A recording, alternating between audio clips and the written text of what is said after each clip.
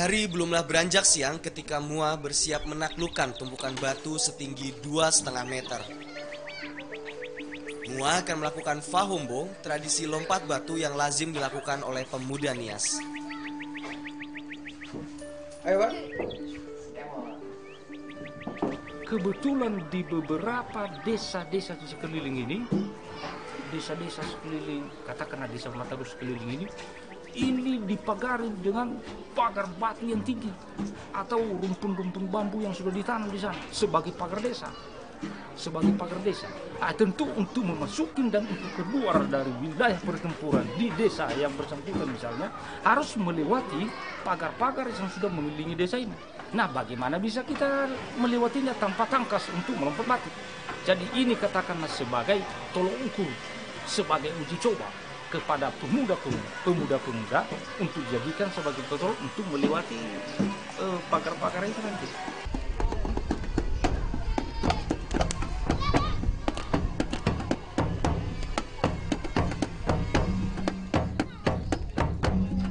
Pada masa lampau, Fahombo memang erat kaitannya dengan kejantanan dan medan perang. Dalam struktur masyarakat Nias dikenal istilah Si Ulu dan Si Ilah. Si Ulu memegang tumpuk kekuasaan tertinggi, sang pengambil keputusan. Sementara Si Ilah merupakan tokoh masyarakat yang membawahi 70 kepala keluarga. Sehingga jamak dalam satu desa untuk memiliki beberapa Si Ilah. Nah, dulunya Si Ilah sering mengadakan lomba Fahombo atau lompat batu. Pemenang Fahombo nantinya akan diangkat sebagai panglima oleh Si Ilah. Tidak semua orang mampu menaklukkan tingginya tumpukan batu. Tapi jika berhasil, maka upacara adat pun akan segera digelar. Para pemuka adat turut hadir demi memberi penghormatan bagi sang pelompat batu.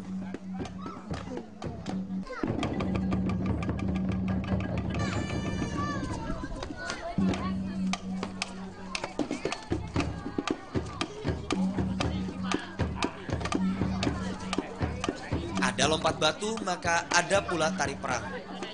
Ini adalah tarian yang menggambarkan sejarah perjuangan masyarakat Nias tempo dulu.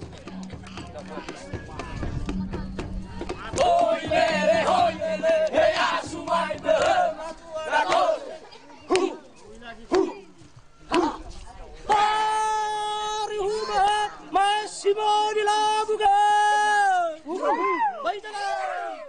Tari perang ini sebagai tarian untuk menampakkan bahwa tidak ada yang jantan dari yang lain selain grup itu. Itu yang pertama. Kadang-kadang kalau kita samakan dengan dunia olahraga sekarang sebagai pemanasan atau sebagai warming up, ya, sebagai warming up, ada juga di tari perang itu. Jadi mereka mengelulukan bahwa tidak ada grup tari perang yang lain yang kuat, yang lebih perkasa selain dari keperkasaan mereka. Itu yang pertama.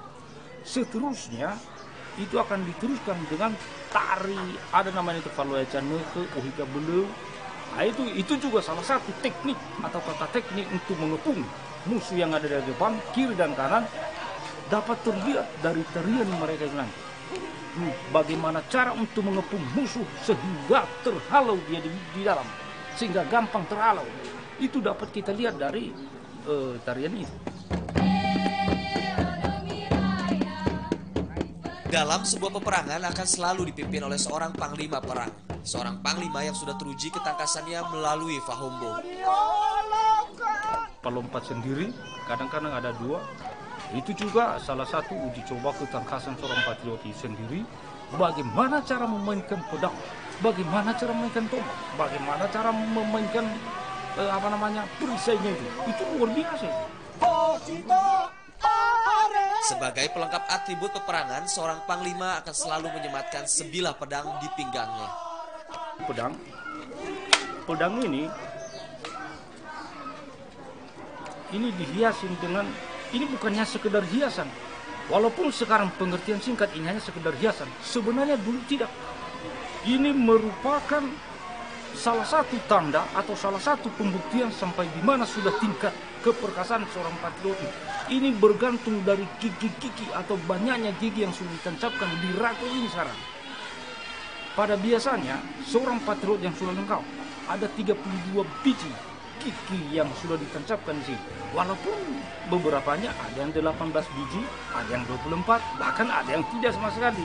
Mungkin ya baru belajar untuk ini, untuk belajar hitung hari. Nah,